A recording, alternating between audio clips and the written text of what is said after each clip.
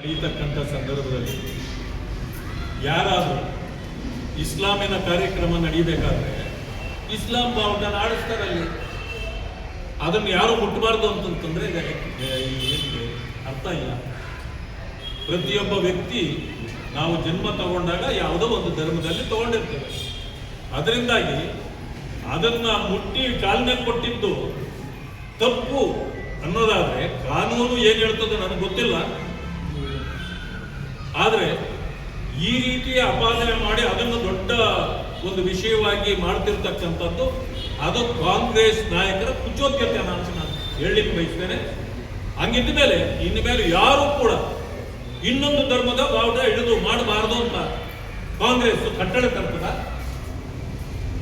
ಇದು ಕುಚೋದ್ಯತನವಲ್ಲದೆ ಬೇರೆ ಏನೂ ಅಲ್ಲ. ಭ್ರಷ್ಟಾಚಾರದಲ್ಲಿ ಮುಳುಗಿದೆ.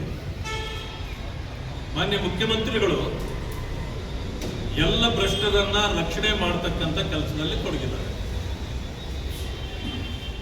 ಈ ಸರ್ಕಾರ ಬಂದ ಪ್ರಥಮದಿಂದಲೂ ಕೂಡ ಭ್ರಷ್ಟಾಚಾರದಲ್ಲಿ ಸಮಯವನ್ನೇ ವ್ಯರ್ಥ ಮಾಡಿಲ್ಲ. ಈ ಸರ್ಕಾರ ದಿನಕ್ಕೊಂದು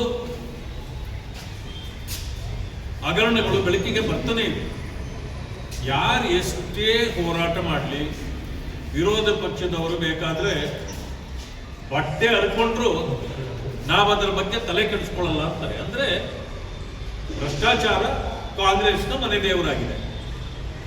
ಅದು ಇವತ್ತಲ್ಲ, ಕಾಂಗ್ರೆಸ್ ಈ ದೇಶದಲ್ಲಿ ಆಡಳಿತ ಮಾಡುವಂತ ಪ್ರಾರಂಭ ಮಾಡಿದ ದಿನದಿಂದ ಇಲ್ಲಿಯವರೆಗೂ ಕೂಡ ಭ್ರಷ್ಟಾಚಾರದಲ್ಲಿ ತೊಡಗಿರೋದ್ರಿಂದ ಜನ ಈಗ ಚುನಾವಣೆ ಆದರೆ ಸಾಕು ಅವರನ್ನ ಮನೆಗೆ ಕಳಿಸಬೇಕು ಅನ್ನೋ ಒಂದು ತೀರ್ಮಾನಕ್ಕೆ ಬಂದಿದ್ದಾರೆ.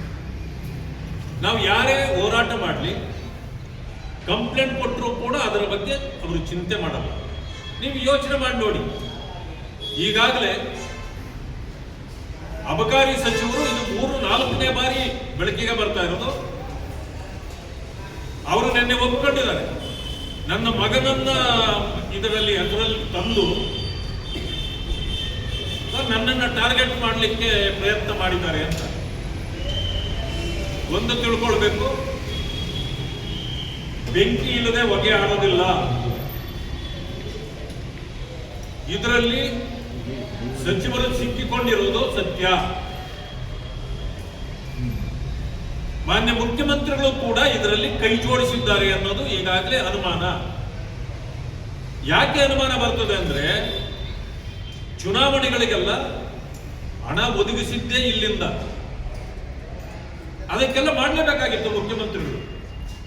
ಅದರಿಂದ ಮಾನ್ಯ ಮುಖ್ಯಮಂತ್ರಿಗಳು ಯಾವ ತರ ಕೆಲಸ ಮಾಡ್ತಾರೆ ಅಂತಂದ್ರೆ, ಬಡವರ ಮಕ್ಕಳನ್ನ ಬಾವಿಗೆ ತಳ್ಳಿ ಆಳ ನೋಡ್ತಾರಲ್ಲ, ಆ ಕಸಬನ್ನ ಮುಖ್ಯಮಂತ್ರಿಗಳು ಬಹಳ ಚೆನ್ನಾಗಿ ಮಾಡ್ತಾ ಇದ್ದಾರೆ. ಆ ಕಾರಣದಿಂದಲೇ ಮಾನ್ಯ ಸಚಿವರನ್ನ ಭ್ರಷ್ಟಾಚಾರ ಮಾಡಿಸಿ ಅವರನ್ನು ಸಿಕ್ಕಾಕ್ಸಿದ್ದಾರೆ. ವಾಲ್ಮೀಕಿ ಹಗರಣದಲ್ಲೂ ಕೂಡ ಬೇರೆಯವರ ಕೈಯಲ್ಲಿ ಭ್ರಷ್ಟಾಚಾರ ಮಾಡಿಸಿ ಅವರನ್ನ ಈಗ ಮನೆಗೆ ಕಳಿಸಿದ್ದಾರೆ. ಇವರು ಯಾವುದೇ ಕಾರಣಕ್ಕೆ ಇವತ್ತು ಅವರನ್ನ ರಕ್ಷಣೆ ಮಾಡಲಿಕ್ಕೆ ಸಾಧ್ಯವೇ ಇಲ್ಲ. ಇವರು ಕೂಡ ಮನೆಗೆ ಹೋಗ್ತಕ್ಕಂಥ ಪರಿಸ್ಥಿತಿ ಬಂದಿದೆ. ಈಗಾಗಲೇ ನಾಳೆಯಿಂದ ಸದನ ಪ್ರಾರಂಭ ಆಗೋದಿದೆ. ಅಲ್ಲಿ ನಾವು ಅವರನ್ನ ತೆಗೆದೇಬೇಕು, ಅವ್ರ ರಾಜೀನಾಮೆ ಕೊಡಬೇಕು ಅಂತೇಳಿ ನಾವು ಹೋರಾಟ ಮಾಡೇ ಮಾಡ್ತೇವೆ. ಈಗಾಗಲೇ ನೀವು ನೋಡಿದ್ದೀರಿ, ಶಿಡ್ಲಘಟ್ಟ ಕೇಸ್ನಲ್ಲಿ ಕಾಂಗ್ರೆಸ್ನ ಪರಾಜಿತ ಅಭ್ಯರ್ಥಿ ಅಧಿಕಾರಿಯನ್ನ ಯಾವ ರೀತಿ ನಿಂದಿಸಿದ್ರು, ಅವರನ್ನ ಯಾವ ರೀತಿ ಇವತ್ತು ಸರ್ಕಾರ ರಕ್ಷಣೆ ಮಾಡ್ತಾ ಇದೆ. ಜೊತೆಗೆ ಇಟ್ಕೊಂಡು ತಮ್ಮ ಮನೆಗಳಲ್ಲೇ ಇಟ್ಕೊಂಡು ಏನು 4 ತಂಡ ಮಾಡಿದ್ದೀವಿ ಪೊಲೀಸ್ನವ್ರನ್ನ, ಇವತ್ತು ಹಿಡಿತಾರೆ, ನಾಳೆ ಯಾಕೆ ಪತ್ರಕರ್ತರಿಗೆ ಸಿಗ್ತಾ ಇದ್ರು ಅವರು, ಆದ್ರೆ ನಿಮಗೆ ಸಿಗಲ್ವಾ? ಪೊಲೀಸ್ನವ್ರಿಗೆ ಸಿಗಲ್ವಾ? ಪೊಲೀಸ್ನವರಿಗೆ ರಾಜೀವ್ ಗೌಡ ಸಿಕ್ಕಿಲ್ಲ ಅಂತಂದ್ರೆ ಇದಕ್ಕಿಂತ ಅಪಹಾಸ್ಯ ಬೇರೆ ಯಾವುದೂ ಇಲ್ಲ. ಇವರು ಯಾವ ರೀತಿ ಪೊಲೀಸ್ ಇಲಾಖೆ ಕೆಲಸ ಮಾಡ್ತದೆ ಅನ್ನೋದು ಇದರಿಂದ ಗೊತ್ತಾಗತ್ತೆ. ಕೋರ್ಟ್ ನಿನ್ನೆ ಸರ್ಕಾರಕ್ಕೆ ಸರಿಯಾಗಿ ಚೀಮಾರಿ ಹಾಕಿದೆ. ಅವರು ಏನೇನು ಮಾತುಗಳನ್ನ ಆಡಿದ್ರು, ಯಾವ ಯಾವ ಸೆಕ್ಷನ್ಗಳನ್ನ ಹಾಕಬೇಕಾಗಿತ್ತೋ ಅದು ಹಾಕೇ ಇಲ್ಲ.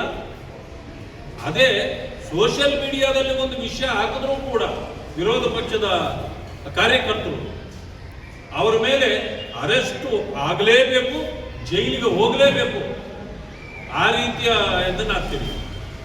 BSN ನಲ್ಲಿ ಹಾಕಿಲ್ಲ ಅಂತೇಳಿ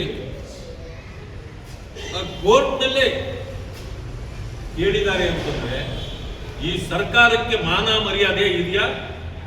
ಯಾವ ರೀತಿ ಅವರ ಕಾರ್ಯಕರ್ತರನ್ನು ರಕ್ಷಣೆ ಮಾಡ್ತದೆ, ಬೇರೆಯವರನ್ನು ಶಿಕ್ಷೆ ಕೊಡ್ತಾರೆ ಅನ್ನೋದು ಇದರಿಂದಲೇ ಸಾಬೀತಾಗ್ತದೆ. ಹೆಚ್ಚಿನ ವಿಡಿಯೋಗಳಿಗೆ ಪ್ರತಿಧ್ವನಿ ಯೂಟ್ಯೂಬ್ ಚಾನೆಲ್ ಸಬ್ಸ್ಕ್ರೈಬ್ ಮಾಡಿ, ಬೆಲ್ ಐಕಾನ್ ಕ್ಲಿಕ್ ಮಾಡಿ.